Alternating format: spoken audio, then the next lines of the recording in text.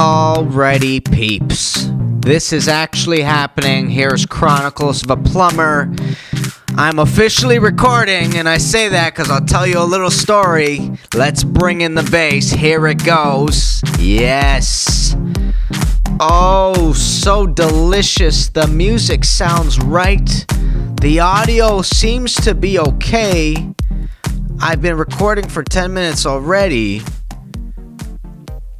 I don't know what to say. I don't know what to do. Peeps, Kenny Molotov here in the studio. I'm doing another podcast. This is Chronicles of a Plumber. Number something. I don't even know what number it is. Let me check this out for a second. Let me go on to the internet. The last Chronicles of a Plumber that I did was number 9. So this is Chronicles of a Plumber number 10. Welcome to the podcast. I have been freaking out over the past hour because I've been trying to get this bloody system to work. Essentially, my audio was going deep. I talked to you about this before, but finally I think I got it done. And if I don't, that means at some point this is going to botch and I'm going to throw all my equipment out the window and I'm just going to be a plumber and not a podcaster for the rest of my life, peeps. I don't care how good the electronic world gets. I'm done with podcasting after this. But nonetheless, good to be here. Let me tell you who I am. My name is Kenny Molotov. I am a plumber, plumbing YouTuber. I'm a professional magician. I do a little bit of music. I want to pop over to Anchor because Anchor is where I upload my podcast. If you go onto Anchor, you can see all the different apps that I go to, that my podcast is available on, which includes Anchor, Breaker, Google Podcasts, Radio Public, Stitcher, Apple Podcasts, CastBox, Pocket Casts, and Spotify. You could also find me on iTunes, I'm pretty sure, so you can check that out as well. Lots of places. Here's one thing I want to say, peeps. For the plumbing community on this YouTube channel, and by the way, this is my YouTube channel right here. This is Kenny Molotov. I still need a banner, as you can tell. The subscriber that was going to help me kind of lost touch with me. Nonetheless, this is going to be my final podcast here on this channel. And the reason why that is because the crowd, the audience on this channel doesn't seem to all be a fan of the podcast, so it's sort of screwing up my analytics. So here's the game plan. I'm still going to keep a weekly podcast, and I'm going to actually make it more consistent because I noticed that the numbers weren't going well on this channel. I'm going to have a podcasting channel on YouTube. I'm still going to have Anchor, and I'm going to do weekly podcasts every Saturday. I'm going to try to shoot a podcast and then upload it either Sunday or Monday because I want to get this stuff out to you guys because I do think it is actually valuable for the community that we're dealing with here. So this will be the last one on this channel. Just wanted to throw that out there. If you do want to still subscribe to my podcasting channel to hear this every week, you can either do that on Anchor, and if you go down in the description below, you'll see all the links there that you need to make sure that you keep in touch with me in regards to the podcast. But that's basically it. That's what's happening. Let me tell you about what the game plan is. We are going to start talking about plumbing because that's what I do on a week-to-week basis. We're going to sit down. We're going to dive into Instagram. We're going to start talking about my week, and then we'll see where it takes us, basically. I don't have a big theme at the end of this podcast. Sometimes I like to look up articles. Actually, I found a really interesting article just now that I might try to find a little bit later. But that's the game plan. So let's talk about what's been going on. So if you go onto Instagram, peeps, I'm under Molotov Plumbing. That's where you can find me. And let's start with the first thing that I uploaded this week. I think this was this week, and it was this irritating basket strainer. So I got to tell you a couple of things that have been going on. So as of the past 2 or 3 weeks, we got called into a restaurant that we normally service. And they said, guys, look, we are actually moving locations. And what they're doing is they're like moving 2 doors down, literally, into a larger space. So we walk in and we see that they did a bunch of rough-ins and they needed all the finishing done because whatever plumbers were there before are gone. So we spent the past 2 weeks trying to put everything together as quickly as possible, which wasn't only this basket strainer. I'd like to show you a little bit more. If you take a look down here, if you look at the next couple of jobs after this, you're also going to see some more things that we did.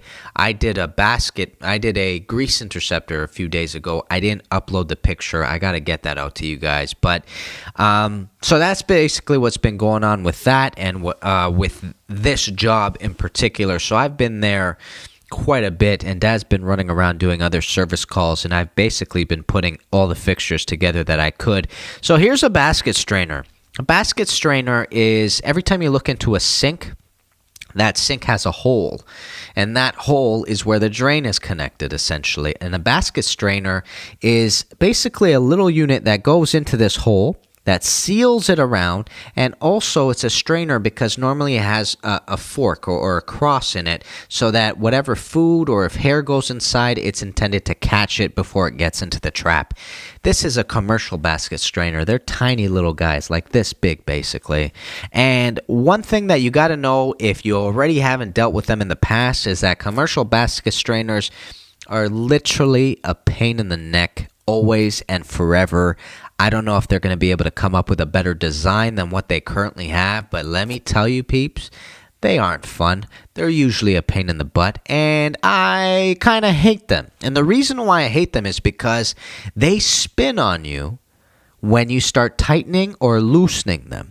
So what will happen is you're trying to tighten it, but you're not getting anywhere because the entire unit starts rotating on you, or you're trying to unloosen it, or to loosen it, I should say, and the whole thing spins on you as well. So you need to do this thing where you back up the actual strainer, and I used to do this with snips, which isn't the smartest thing because snips are kind of known for damaging a lot of what's the word? Come on. Sheet metal. That's the word. They're intended to cut sheet metal, so they're kind of sharp. So when you put it into this cross and you hold it down, they kind of damage the strainer part, the cross part inside the strainer.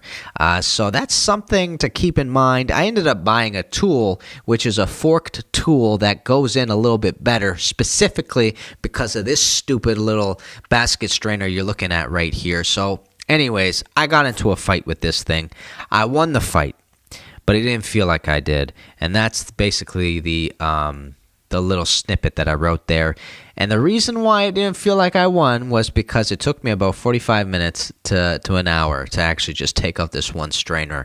And I had a conversation with a plumber out there, shout out to Plumber Saul, who was saying, oh man, I've been there a million times. You really got to get a grinder in there, angle grinder, I think he said, which is a tool I don't have, but my dad does have, which probably would have made my life a little bit easier. You would have had to deal with some sparks, which is kind of scary for me. But aside from that, I think it's something I'm going to have to put into my toolbox and have readily available because of these things. So what I had to do was I had to literally use the snips to cut as much of this thing as possible, and then I had to bend everything inwards because the way this thing is designed is you see these threads here on this basket strainer. Well, there's a nut that threads underneath that secures it to the sink. That nut is what you use to tighten and loosen this basket strainer from the sink. Now, it's when you grab this nut and you rotate it that the entire unit starts rotating. So what I decided to do was try to fold it on itself inwards so that the nut wasn't on any threads anymore. It eventually worked. Took me an hour. I hated my life in that entire hour. It was absolutely exhausting. Had to get an iced cappuccino. For those of you that aren't Canadian, an iced cappuccino is the one thing that you have to go and get at Tim Hortons when you get to Canada. If you are ever visiting, it'll be worth your while. It's a lot of sugar. It's a lot of caffeine. It's amazing. And if you want to get a little bit more fancy, You want to get a mocha ice cap, and you want them to put whipped cream at the top and then a little bit of hot fudge on the whipped cream plate. So let me tell you, that's what you got to do if you guys are coming down to Canada, or coming up to Canada, I should say. And drop me a line. Let me know, okay? Especially if you're in the Toronto area. Let's meet up. What's going on?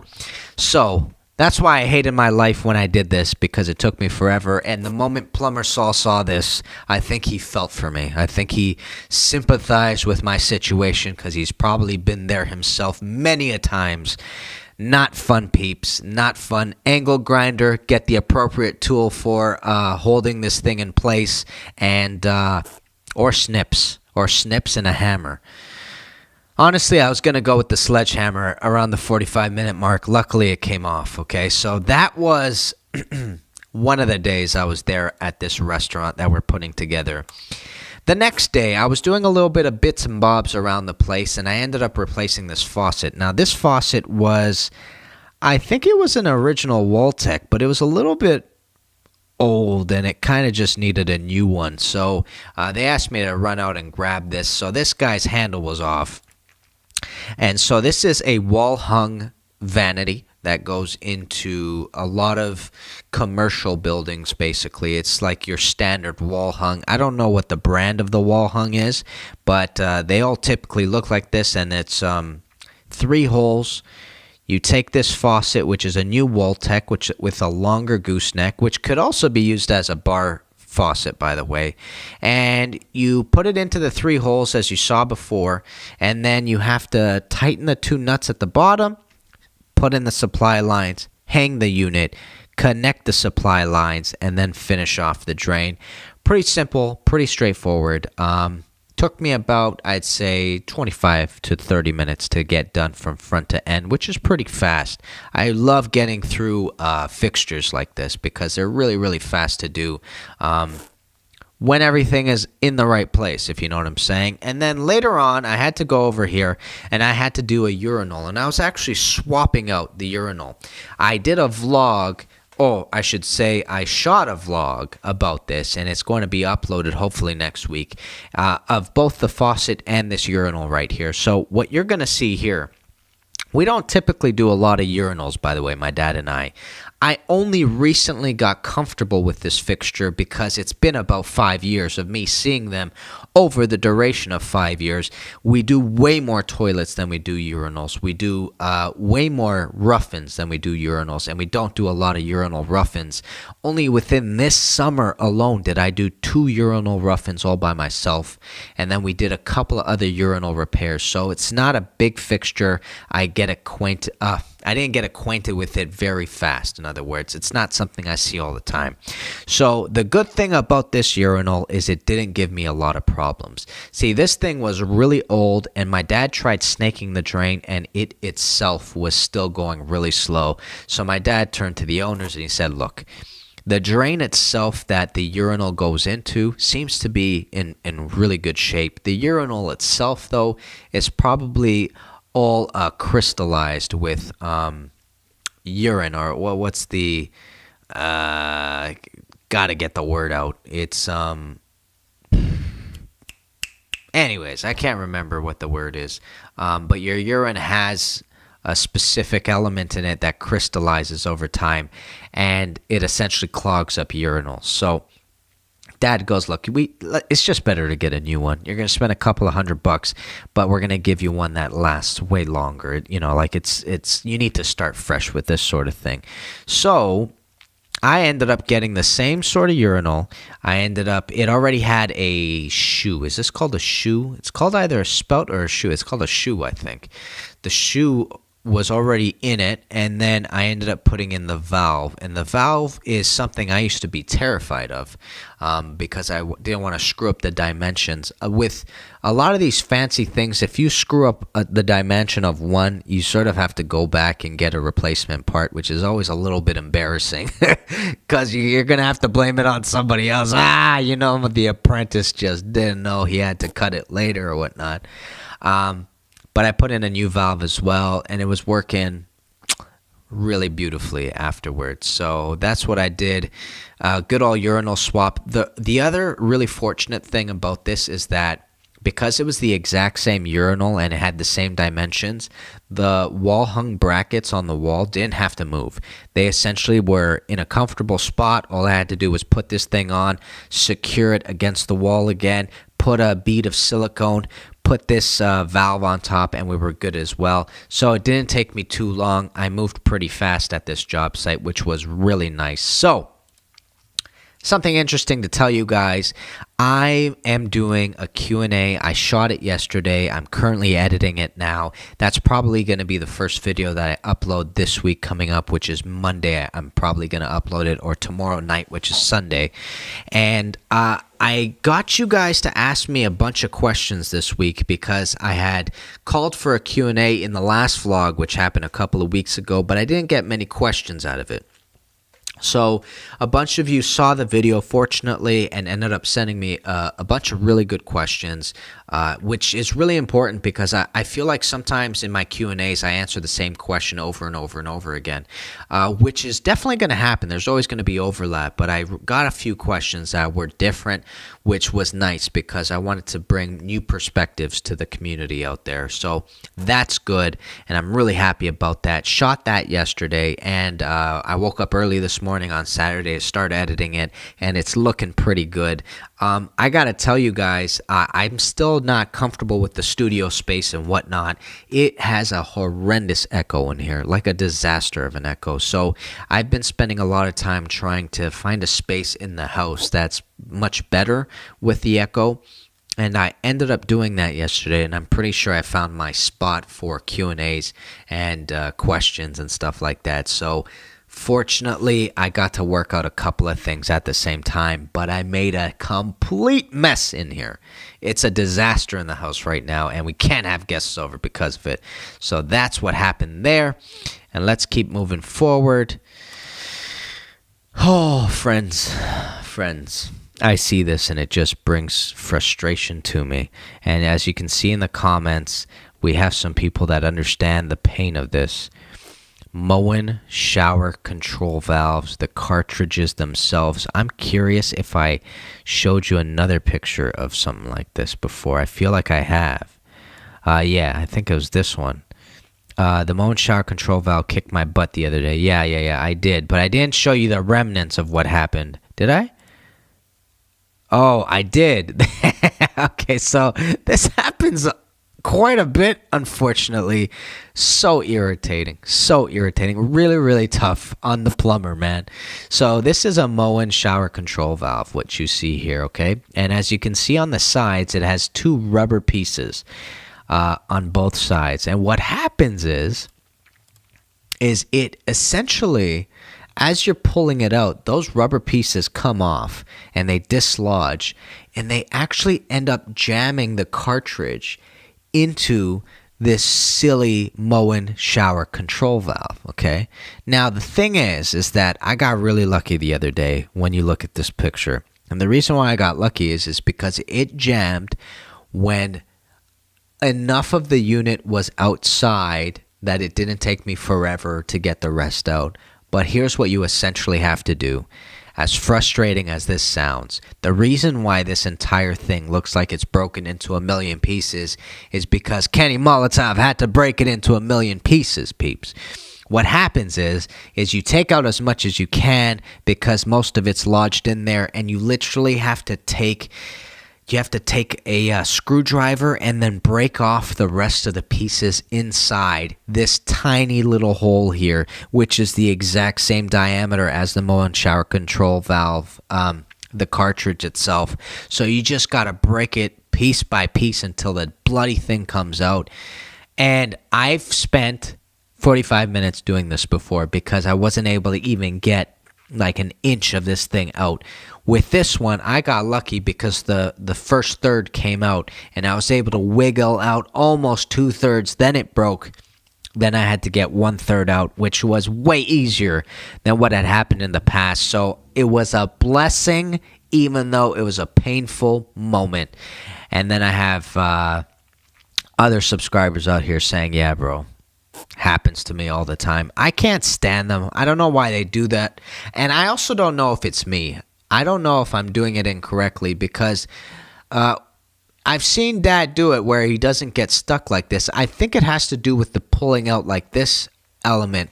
So when you get a new cartridge, it comes with a little white piece that you put over the old cartridge, and then you grab with pliers or a adjustable wrench and you rotate it. So it's supposed to rotate the cartridge out. I think I might have to spend more time doing that than just trying to yank it out one time, because I find that's when the two rubbers on the side dislodge.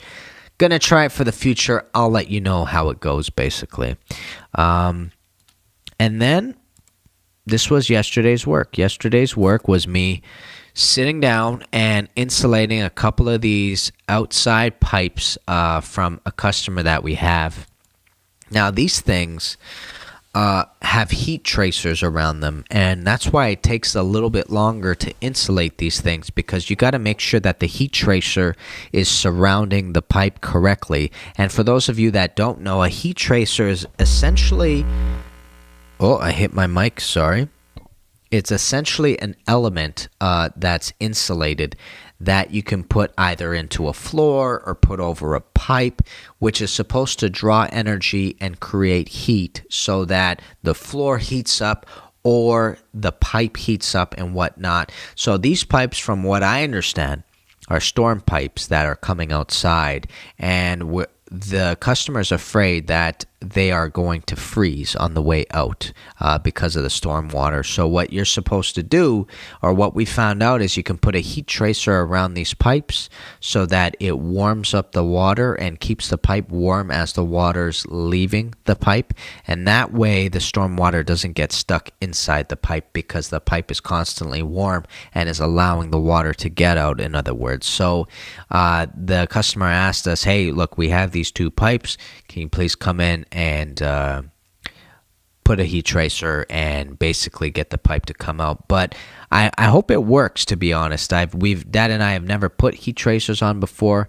We think that's the best way to do it. And that's what we heard from other people as well. Let me know in the comments below if you've ever dealt with something like that, because I think it would be pretty interesting to know if you've had experience with this, if it has worked in the past, if it hasn't. I wanted to jump back a little bit because I haven't done a podcast in ages, and I want to go over a couple of other things that happened which were really, really difficult.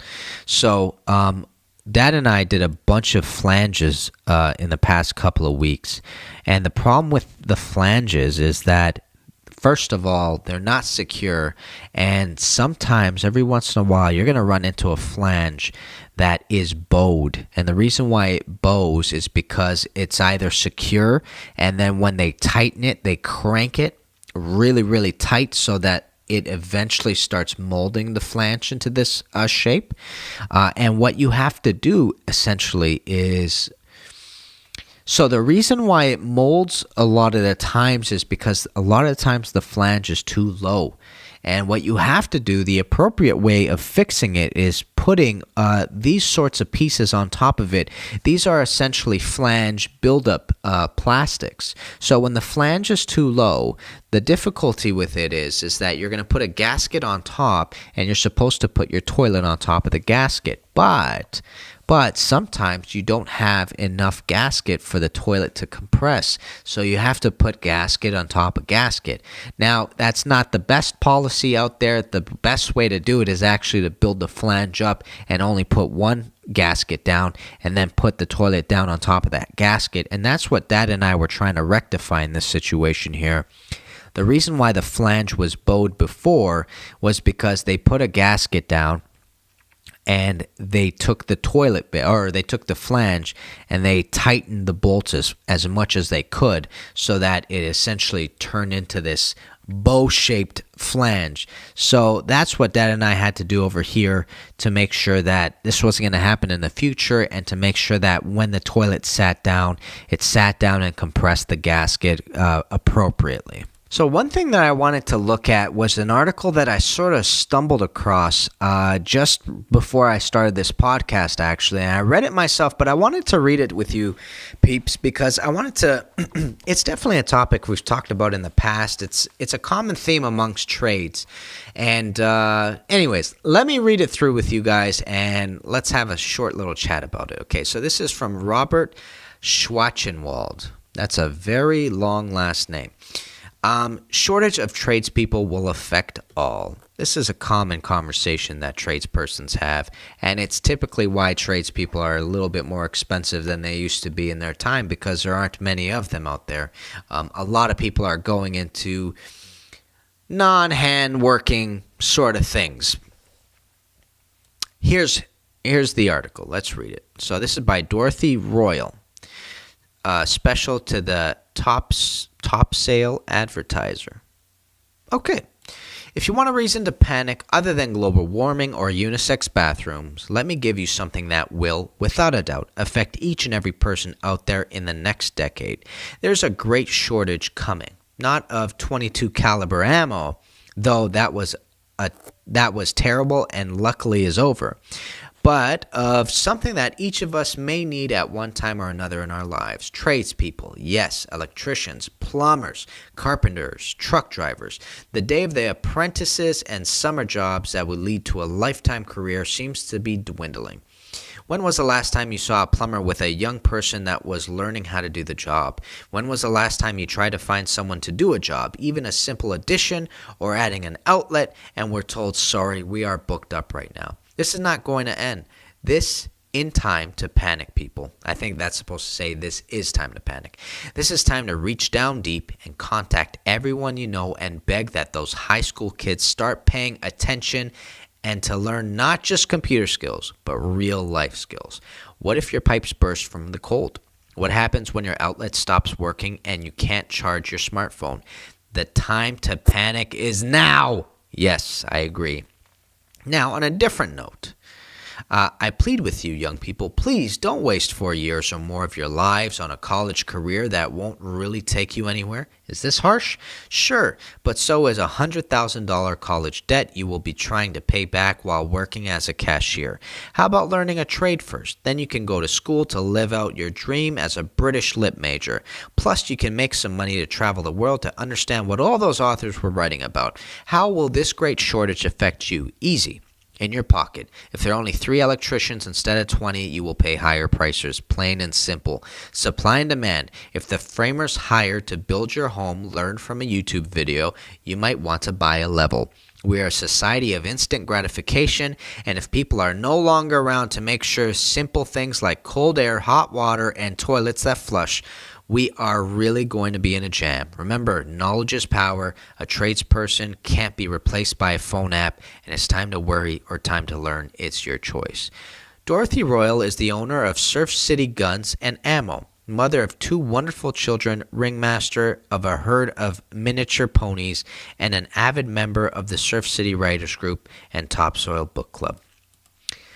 So, what is our opinion, peeps? Let me know down in the comments below. Do you agree with Dorothy? Is this something that's actually occurring?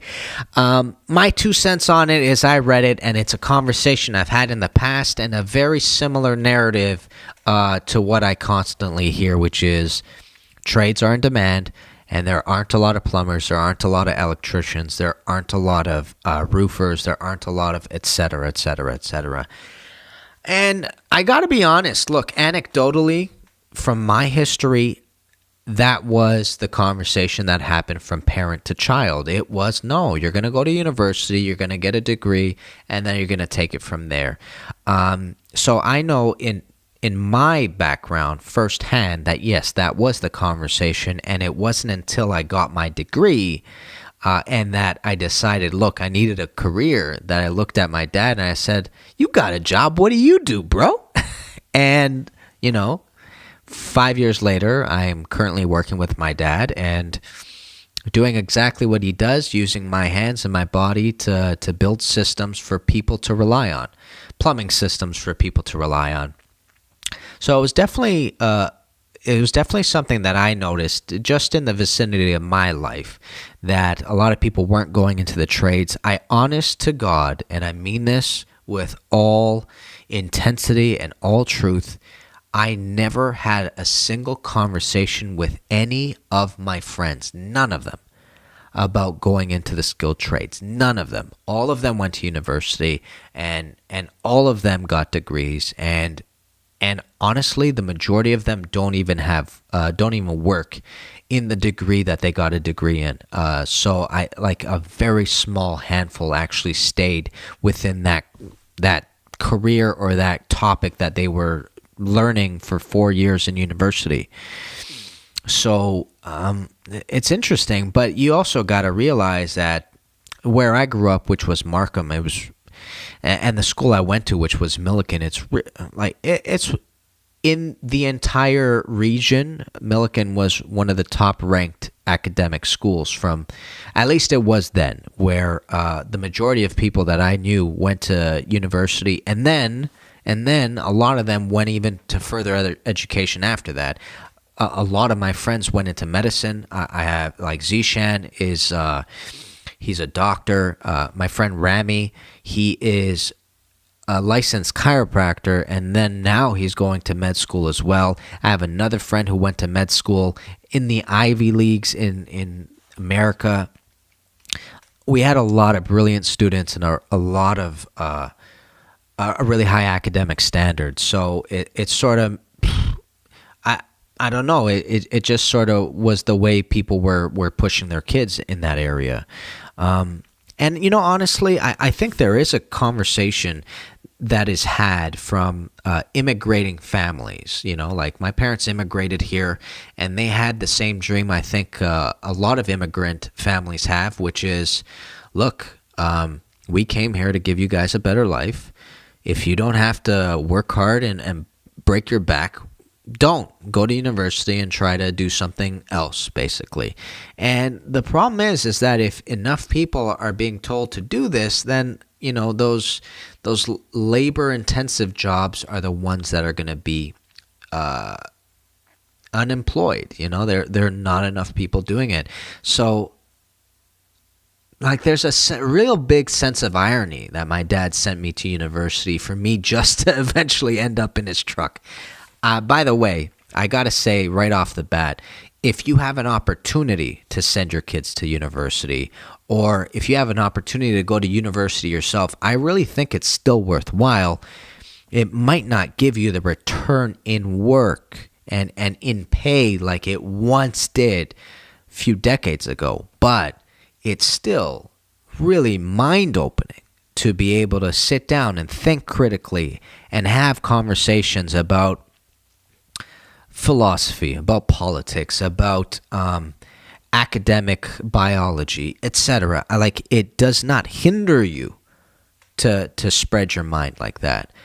But if you're more of a practical individual and you're looking for a pragmatic way to make a lot of money, etc., I don't think that university currently has the same return in that sense as it once did before in history. So that's just something to keep in mind.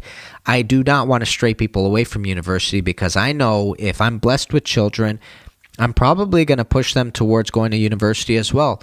After they get their degrees, if they want to go, of course, I'm sure there's going to be a conversation about that. But if they go and they're done and they want to join a skilled trade, I'm all for it. And if some of them are completely adverse to academia and just want to go into the skilled trades or something else, like, I see benefit in that as well. I don't want to throw university off the table or college off the table just because it doesn't give a return in money.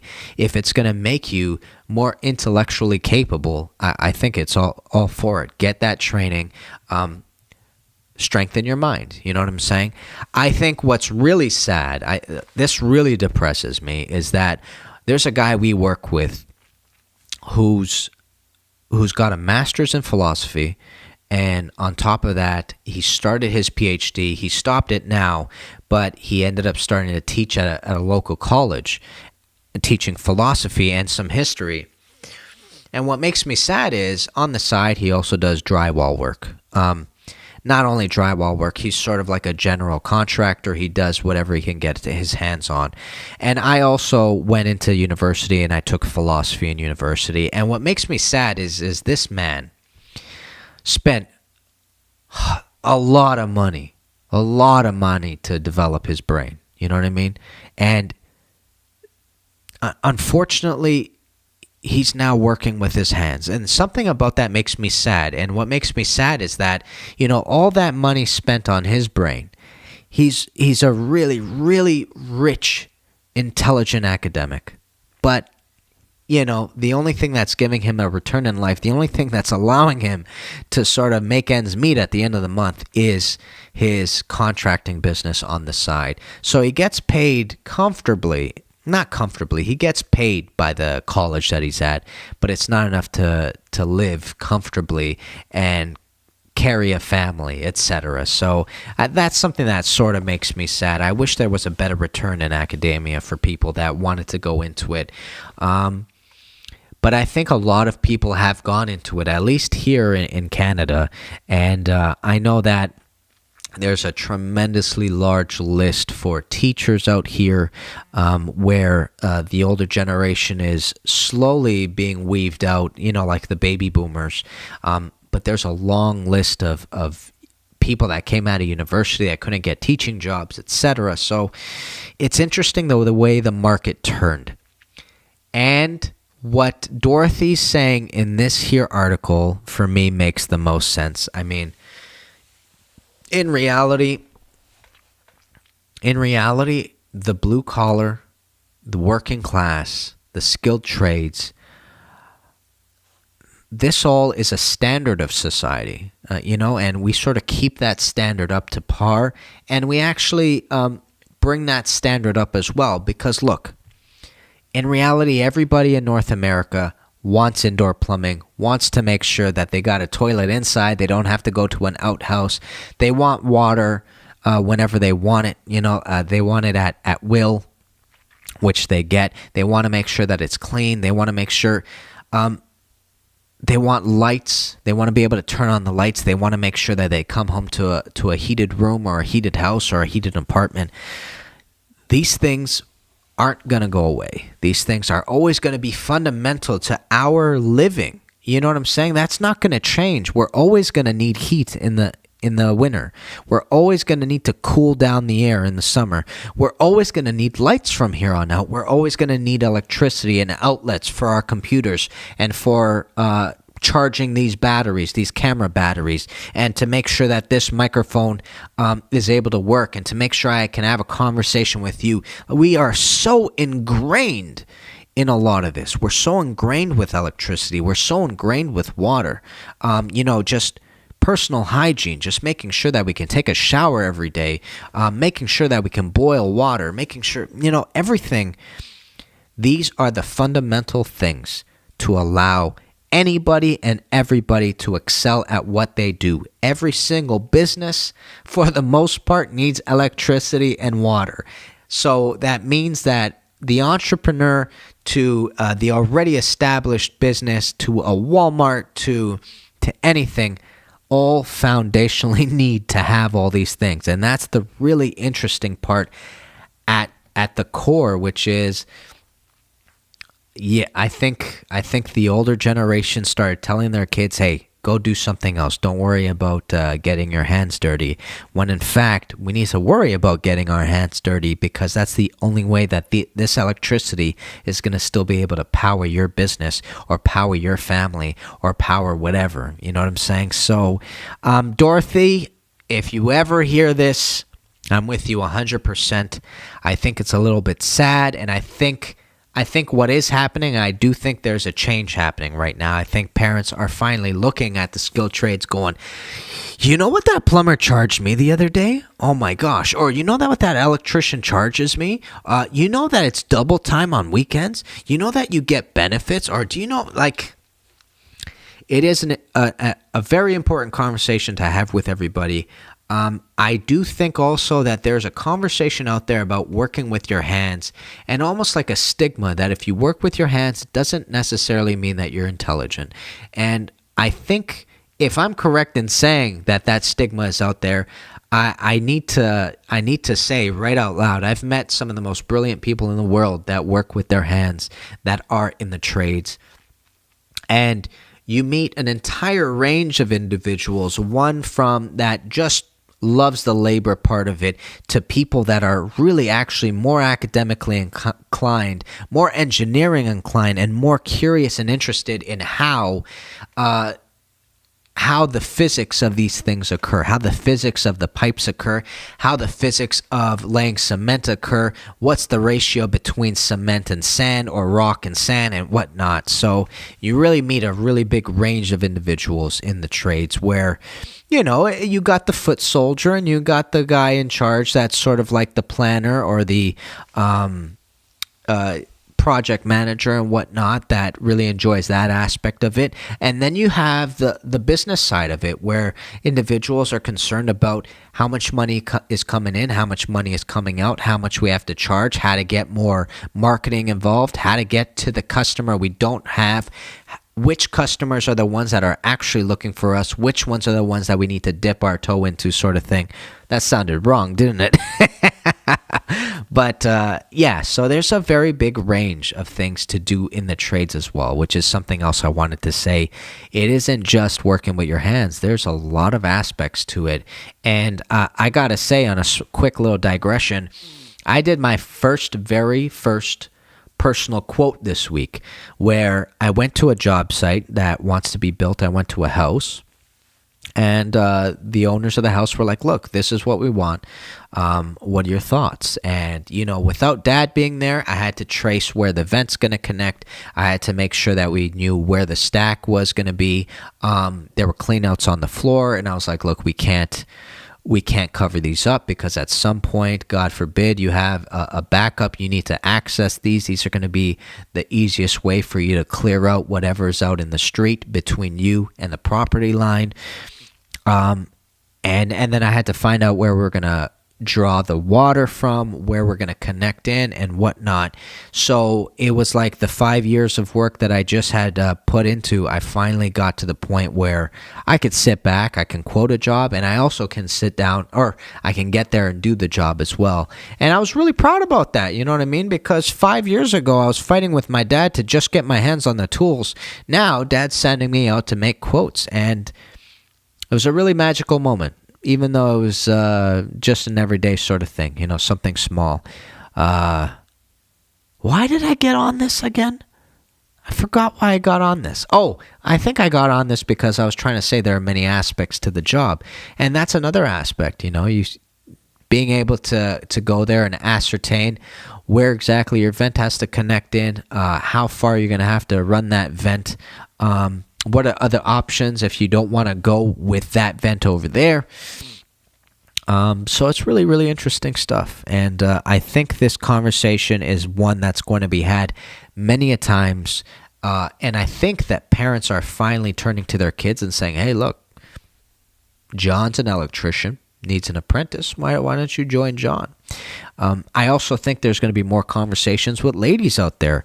I think that you're going to see more tradeswomen get into the trade, which is something that we got to get into as well. Because look, it's not just a male thing. There are ladies that like working with their hands as well. And if they do, and they have the patience to learn the trade, get in here. Come on, let's get our hands dirty together. Let's start building houses. Let's start building buildings. Let's take all the people of our country and make sure that they have the standards that they need in order to live. That's it. That's how it goes. So that is my 2 cents on that. It was fun doing this. I haven't done a podcast in a while. And like I said, peeps, I'm definitely going to be changing this podcast over to another channel. So if this is something you definitely want to keep up with, go down in the description below, check it out. Subscribe to that as well, because you'll be getting the weekly podcast that I'm trying to send out to you guys. Also, go on to the Anchor website. Go to your favorite podcasting platform. Find me there. All these, I have 2, 4, 6, 8. I have 9 different ones, including iTunes, so 10. Find me. I'll be uploading these on a weekly basis. I appreciate you guys. Thanks for the love. Thanks for the support. Q&A coming out on Monday.